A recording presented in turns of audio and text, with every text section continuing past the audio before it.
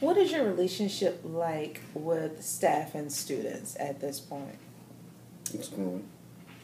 That's relationships take time to build, and so you have to be intentional daily about how you interact with both staff and students, and it has to be individualized. You have to get to know the person, and so you have to make. Since I'm the new person in this situation in terms of the school, you have to make the other person feel comfortable enough to want to speak to you, to want to collaborate with you, to want to engage and interact with you. So it requires more giving on your part or on my part than the staff member or the students. So you build that relationship slowly over time. Um, Being that you are new to the building, how long do you think that you need or you've needed to ascertain the needs of the building? That should be your primary focus coming into a situation where you transition to replace someone.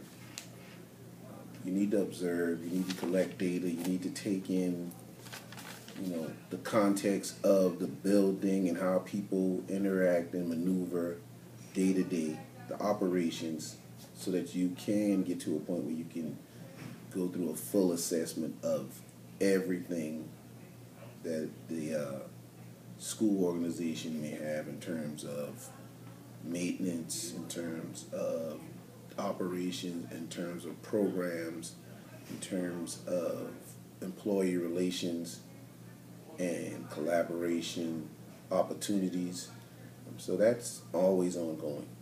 You get an initial assessment so that you can begin planning, and then you always monitor and adjust as you go. Nice.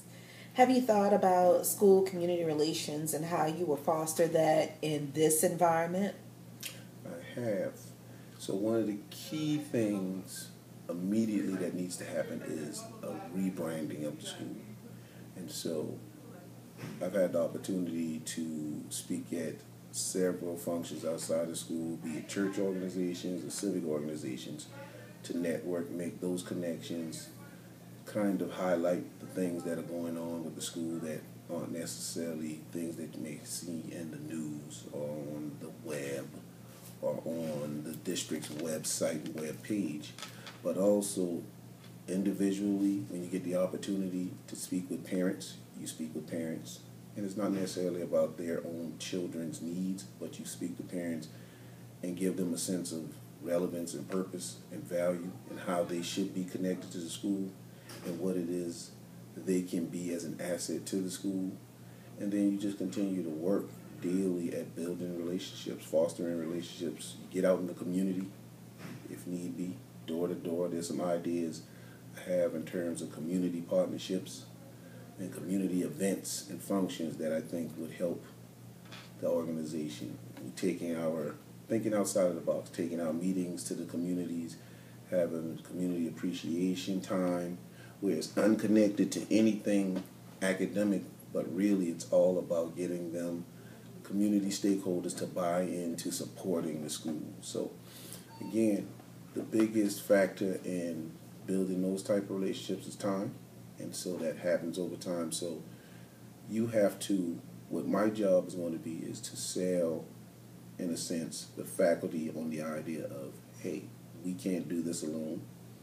We only control so much, and so in order for us to really make an impact during the time that we have cadets in the building, we need to try and influence as much as we can the external school environment, and the way you do that is by getting out in the community, letting folks know that, hey, school didn't end at 3:30, 3:45. We have a part to do in making sure that when kids return tomorrow, that they not only have retained what they've learned, but we've enriched what was taught. Because the totality of education should include both the academics, but also life skills for living. How do you motivate students to perform well on mandatory district and state tests? Obviously, the large factor in student performance is the preparation by instructors.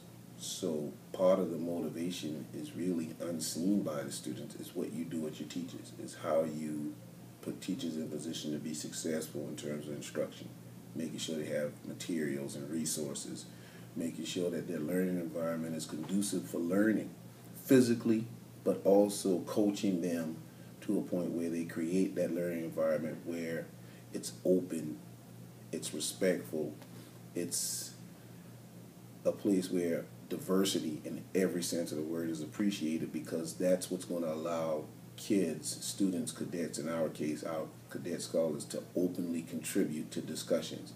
They have to feel like they're relevant. They have to feel like they're a part. And so from that, the motivation, those external things that a lot of folks do, should only enhance that. But it has to be a situation where our cadet scholars have that intrinsic motivation. And so the only way that happens, or the way you build that, again, is by making them feel a part of what's going on in terms of the activities, the learning, their contributions to discussions in the educational setting are appreciated and valued. Those are the type of things that, again, it's self-assuring. It's reaffirming and self-assuring. And so the intrinsic motivation is what your goal should be, but the intrinsic things that help them to get that self-worth are just as important.